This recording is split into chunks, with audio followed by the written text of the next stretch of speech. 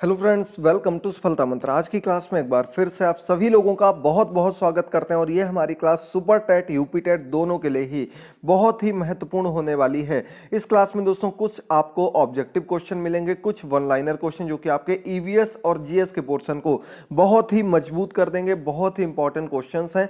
Class में and तक बने रहिएगा, कम से कम समय में इन सभी क्वेश्चन को देखेगा। आपके कमेंट्स मिलते रहते हैं। बहुत बहुत धन्यवाद सपोर्ट करने के लिए और इतने अच्छे कमेंट्स करने के लिए। आगे भी अपना सपोर्ट बनाए रखिएगा। बिल्कुल चुनिंदा क्वेश्चंस को, स्पेशल क्लासेस को देखने के लिए आज ही चैनल को सब्सक्राइब करिए और बेल आइकन को प्रेस करना मत भूलिए। पहला क्वेश्चन आपके सामने आ चुका है दोस्तों।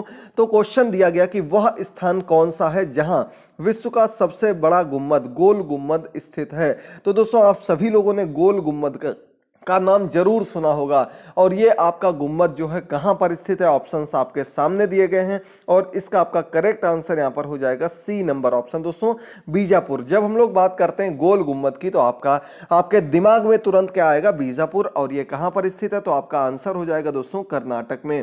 कर्नाटक राज्य में बीजापुर स्थान पर गोल गुम्बद स्थित है, याद कर लीजिएगा। बढ़ते हैं हम लोग सेकंड नंबर क्वेश्चन की ओर। तो अगला क्वेश्चन आपके सामने है, कंप्यूटर के संबंध में www का विस्तार क्या होगा? www की फुल फॉर्म पूछी गई है। जब हम इंटरनेट का यूज करते हैं तो आपने सबसे पहली चीज जो देखी होगी वो www ही देखी होगी, क्योंकि ये किसी भी वेबसाइट पर जाने के पहले जो 3 W बनाए जाते हैं उनका मतलब पूछा गया। और यहां पर आपका सबसे सही आंसर क्या हो जाएगा चारों ऑप्शंस में से? तो ये correct answer A number option हो जाएगा, वर्ल्ड वाइड वेब। ये इसकी फुल फॉर्म होती है। तीनों डब्ल्यू का जो मेन फुल फॉर्म होगी वो आपका ए नंबर ऑप्शन में बिल्कुल करेक्ट दी गई है। इनका सीक्वेंस भी आप लोगों को यही याद रखना है, सीक्वेंस आगे पीछे हो जाएगा तो ऑप्शन आपका बिल्कुल गलत हो जाएगा। चलिए बढ़ते हैं हम लोग थर्ड नंबर क्वेश्चन की ओर। साथ ही साथ दोस्तों जो काफी लोगों को पहले वॉइस का प्रॉब्लम हो रही थी, अब वो प्रॉब्लम रिजॉल्व हो गई होगी। एक बार जरूर कमेंट करके बता दीजिएगा क्या अभी भी कोई वॉइस इशू है या आवाज धीरे आती हो। तो अगला क्वेश्चन है, हिंदी दिवस हर साल कब मनाया जाता है? हम लोग यहां पर बात कर रहे हैं हिंदी दिवस की। अभी कुछ दिन पहले ही हिंदी दिवस मनाया गया था और ये आपका हिंदी दिवस कब मनाया जाता? ऑप्शंस आपके सामने हैं। बिल्कुल करेक्ट आंसर यहां पर हो जाएगा डी नंबर ऑप्शन। 14 सितंबर को हम अपना राष्ट्रीय हिंदी दिवस के रूप में मनाते हैं। कैसा राष्ट्रीय हिंदी दिवस क्यों मनाते हैं? क्योंकि 14 सितंबर 1949 को यह आपकी भाषा के रूप में चुनी गई थी, आपकी मुख्य भाषा के रूप में। इसे संविधान में संवैधानिक भाषा के रूप में चुना गया था 1949 को।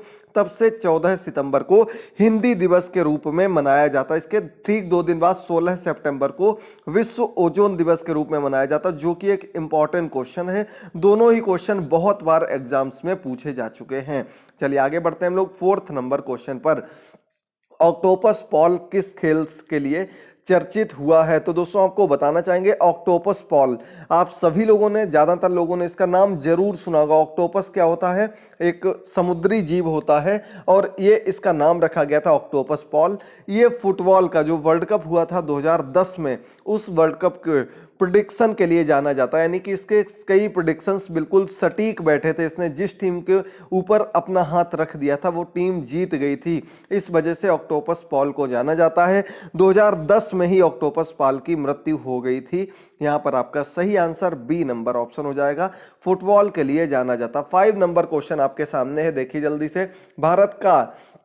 भारत में पहला राज्य कौन सा है जहां पर पहली महिला मुख्यमंत्री बनी थी? तो दोस्तों यहां पर क्वेश्चन है, पहला राज्य पूछा गया, वो राज्य कौन सा है जहां पर पहली महिला मुख्यमंत्री बनी थी। साथ ही साथ इनका नाम भी आप लोगों के दिमाग में तुरंत आना चाहिए जब हम लोग चूज करते हैं option number A, Uttar Pradesh. Uttar Pradesh की जब यहां पर बात आ जाती तो आपके सामने तुरंत दिमाग में क्या आना चाहिए? सुचेता कृपलानी। सुचेता कृपलानी को क्या बनाया गया था? पहली महिला मुख्यमंत्री के रूप में इनको जाना जाता, जो कि उत्तर प्रदेश की पहली महिला मुख्यमंत्री, साथ ही साथ पूरे देश में पहली महिला मुख्यमंत्री के रूप में चुनी गई थी। आगे बढ़ते हैं हम लोग 6 नंबर क्वेश्चन पर। उत्तर प्रदेश का प्रसिद्ध लोक नृत्य क्या है? बताइए जल्दी से। सभी ऑप्शंस आपके सामने दिए गए, एक एक ऑप्शन को चूज करिए, आंसर करते रहिए, बताइए कौन सा ऑप्शन यहाँ पर आपका बिल्कुल करेक्ट हो जाएगा। तो दोस्तों इसका आपका सी नंबर ऑप्शन करेक्ट हो जाएगा। उत्तर प्रदेश के प्रसिद्ध लोक नृत्य बहुत से हैं, इसमें आपकी रासलीला हो गई, रामलीला हो गई, इसके अलावा नौटंकी हो गई, और भी कई ऐसे लोक नृत्य हैं जो कि बहुत ही ज्यादा प्रसिद्ध हैं। लेकिन इन ऑप्शंस में से कजरी, जो कि आपके पूर्वी उत्तर प्रदेश में मुख्य रूप से लोक नृत्य के रूप में जाना जाता है, यहाँ पर आपका सी नंबर ऑप्शन बिल्कुल करेक्ट हो जाएगा। यहां पर आपका गरबा और दिया गया, यह भी काफी महत्वपूर्ण है, जो कि गुजरात के लोक नृत्य के रूप में जाना जाता है। अगला क्वेश्चन 7 नंबर क्वेश्चन है, निम्नलिखित में से किस देश में भोजपुरी को संवैधानिक मान्यता प्रदान की गई है। बहुत अच्छा क्वेश्चन है। इनमें से कौन सा देश आपको ऐसा दिख रहा है जहां पर भोजपुरी भाषा को संवैधानिक मान्यता, यानी कि वहां की ऑफिशियल लैंग्वेज में से एक है, वहां पर भोजपुरी भाषा भी बोली जाती है। तो यहां पर आपका करेक्ट आंसर हो जाएगा बी नंबर ऑप्शन। दोस्तों मॉरिशस, ये एक आपका द्वीप के रूप में जाने वाला देश है मॉरिशस देश। यहाँ की मुख्य भाषाओं में भोजपुरी भाषा को भी मान्यता प्रदान की गई है, और बी नंबर ऑप्शन को हम लोग यहाँ पर टिक कर देते हैं। 2011 में भोजपुरी को यहाँ की संवैधानिक भाषा के रूप में मान्यता दी गई थी। चलिए यहां से आगे बढ़ते हैं हम लोग अगले क्वेश्चन की ओर। तो अगला 8th नंबर क्वेश्चन आपके सामने, देशव्यापी आंदोलन ऑपरेशन स्माइल किससे संबंधित है। तो दोस्तों ऑपरेशन स्माइल जो चलाया गया था, देशव्यापी एक आंदोलन चलाया गया था, इसके अंतर्गत जो बच्चे लापता हो गए थे, जो बच्चे अगवा कर लिए गए थे या दूसरे जगह किसी काम में लगा लिए गए थे, उन बच्चों को, लापता बच्चों को ढूंढने के लिए ऑपरेशन स्माइल चलाया गया था। इसके अंतर्गत बहुत से लाखों की संख्या में बच्चों को बचाया गया। ऑपरेशन स्माइल के अंतर्गत सरकार के द्वारा चलाया गया यह एक बड़ा, बहुत ही बड़े स्तर का ऑपरेशन था, ऑपरेशन स्माइल, याद रखिएगा। आगे बढ़ते हैं हम लोग 9 नंबर क्वेश्चन पर, केप ऑफ गुड होप कहां स्थित है। केप ऑफ गुड होप कहां पर स्थित है। बहुत अच्छा क्वेश्चन है, ऑप्शंस आपके सामने हैं, जल्दी से चूज करिएगा। और यहां पर आपका correct answer A number option हो जाएगा। दोस्तों दक्षिण अफ्रीका, यानी कि साउथ अफ्रीका में आपकी केप ऑफ गुड होप स्थित है। केप टाउन जगह है, उसके किनारे ही स्थित है, इसका नाम रखा गया है। और ये ऐसा स्थान है जहां पर आपका अटलांटिक महासागर जो है वो आपका दूसरे महासागर से मिलता है। ये आपका अफ्रीका में स्थित है, दक्षिण अफ्रीका में, केप ऑफ गुड होप, याद रखिएगा। चलिए आगे बढ़ते हैं हम लोग 10 नंबर क्वेश्चन पर, भारतीय रिजर्व बैंक का पहला मुख्यालय कहां था। भारतीय रिजर्व बैंक, आरबीआई की हम लोग बात कर रहे हैं, इसका पहला मुख्यालय कहां पर था, ये आप लोगों को बताना। 10 नंबर क्वेश्चन है, ज्यादा समय नहीं लेंगे, ना ज्यादा समय आप लोगों का लेना चाहते हैं, कम से कम समय में सटीक क्वेश्चंस आपको दिए जाएंगे। आप लोग जरूर क्लासेस को देखिएगा। सी नंबर ऑप्शन यहां पर करेक्ट हो जाएगा। आरबीआई की स्थापना बहुत ही महत्वपूर्ण है, यह हुई थी आपकी 1 अप्रैल 1935 को। 34 में हालांकि कर दी गई थी, लेकिन 35 में 1 अप्रैल 1935 को इसको मुख्य रूप से मान्यता दी गई थी। और पहला मुख्यालय जो बना था वो कोलकाता, यानी कि कलकत्ता में बना था। 1 अप्रैल 1935 आप लोगों को जरूर याद रखना है। चलिए आगे बढ़ते हैं अगले क्वेश्चन पर। यहां से आपके वन लाइनर क्वेश्चन शुरू हो जाते हैं और देखते हैं हम लोग, चीन असम के किस दिशा में स्थित है। तो दोस्तों यहां पर पूछा गया है चीन असम के किस दिशा में। अब सीधे सीधे आप लोग यहां पर समझ सकते हैं कि चीन आपके इधर वाले भाग में नीचे इस जगह पर स्थित है, और चीन का एरिया, असम, सॉरी ये असम है, और चीन का एरिया पूरा फैला हुआ। तो मुख्य रूप से हम क्या आंसर कर देंगे, उत्तर दिशा इसका बिल्कुल करेक्ट आंसर हो जाएगा। बढ़ते हैं हम लोग 12 नंबर क्वेश्चन की ओर। मध्य प्रदेश के अतिरिक्त भारत का कौन सा राज्य 7 राज्यों की सीमा को स्पर्श करता है। मध्य प्रदेश एक तो ऐसा बड़ा राज्य है जो कि 7 राज्य की सीमाओं को टच करता है, स्पर्श करता है। इसी के साथ असम राज्य भी 7 राज्यों की सीमाओं को टच करता है। उधर वो 7 सिस्टर्स के रूप में जानी जाती हैं, 7 राज्य की सीमाओं को टच करता है, याद कर लीजिएगा। चलिए बढ़ते हैं हम लोग 13 नंबर क्वेश्चन पर। कंचनजंगा पर्वत शिखर कहां पर स्थित है। तो दोस्तों कंचनजंगा पर्वत शिखर आप लोगों ने नाम सुना होगा। ये विश्व की तीसरी सबसे ऊंची पर्वत चोटी कौन सी है, तीसरे नंबर की सबसे ऊंची पर्वत चोटी के रूप में इसको जाना जाता है, जो कि मुख्य रूप से सिक्किम के क्षेत्र में, आगे बढ़ जाए तो नेपाल के क्षेत्र में बढ़ी हुई है, फैली हुई है, कंचनजंगा पर्वत शिखर के रूप में इसको हम लोग जानते हैं। समझिएगा, याद करिएगा, कोई भी डाउट हो तो कमेंट बॉक्स में कमेंट करके जरूर बताइएगा। चलिए बढ़ते हैं हम लोग 14 नंबर क्वेश्चन पर सूर्य के सबसे नजदीक ग्रह कौन सा। यहाँ पर ग्रह देखिए गलत लिखा है, इस प्रकार से लिखा जाएगा। यहाँ पर ग्रह जो ये ग्री बना है ऐसा इस प्रकार का ग्रह बनता है। ये आपकी वर्तनी की शुद्धता है, जरूर आप लोग देखिएगा, हिंदी में ऐसे क्वेश्चंस देखने को मिलेंगे।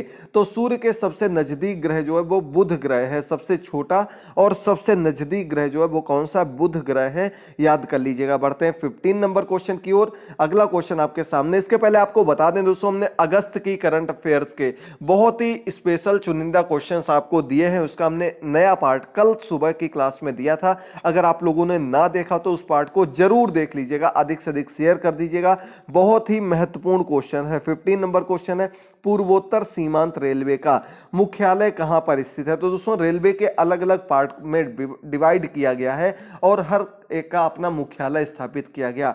तो पूर्वोत्तर सीमांत रेलवे से एनएफआर के रूप में जानते हैं। और ये आपका जो स्थित है वो मालीगांव, कहां पर स्थित है, गुवाहाटी में स्थित है। यहां पर इसका मुख्यालय है, एनएफआर का मुख्यालय मालीगांव गुवाहाटी में स्थित है। 1958 में इस रेलवे बोर्ड की स्थापना की गई थी। बढ़ते हम लोग 16 नंबर क्वेश्चन पर, घरेलू उपयोग में लाई जाने वाली चीनी में पाया जाता, चीनी यहां पर क्या है, शुगर यानी कि शक्कर की बात हो रही है, उसमें क्या पाया जाता है, इसमें पाया जाता है आपका सुक्रोज। ठीक है, एक आपने सुना होगा ग्लूकोज, एक होता है सुक्रोज, और दोनों का फॉर्मूला जो होता है वो बिल्कुल सेम होता है लेकिन अलग अलग चीजों में पाया जाता है। जब हम घर की बात करते हैं, घर में जो चीनी होती है उसमें क्या पाया जाता है, उसमें पाए जाने वाले मिठास को हम सुक्रोज के रूप में जानते हैं, याद कर लीजिएगा। 17 नंबर क्वेश्चन आपके सामने है, प्रथम भारतीय फिल्म राजा हरिश्चंद्र का निर्माता कौन थे।